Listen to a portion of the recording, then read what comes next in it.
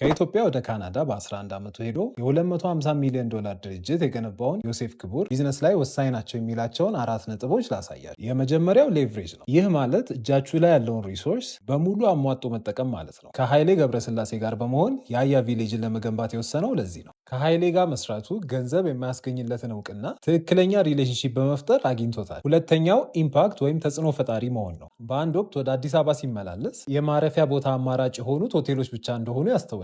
ከዚያም የአፓርትመንት ሆቴል ሀሳብን ከራሱ ችግር በመነሳት ይጀምራል። ለ5 ዓመታትም ያለምንም ማስታወቂያ ክፍሎቹ ፉሊ ቡክድ ነበሩ። በዚህ ቢዝነስ ላይም ተጽዕኖ ፈጣሪ መሆን ችሏል። ሶስተኛው ፎከስ ነው። አንድን ነገር መስራት ከጀመርን በሙሉ ትኩረታችን ፍሬውን እስክናይ ድረስ በትጋት ልንሰራ ይገባል ይለናል። አራተኛው ደግሞ ትራንስፎርም ነው። ሁልጊዜ ለለውጥ ዝግጁ መሆን አለብን። የዓለም ኢኮኖሚ እሱ ቢዝነስ ከጀመረ 2 ጊዜ ከባድ ክስረት አስተናግዷል። እሱ ግን ይህን ተቋቁሞ በአሜሪካው ናዝዳክ ስቶክ ኤክስቼንጅ ላይ ድርጅቱን በ250 ሚሊዮን ዶላር ግምት አስመዝግቧል።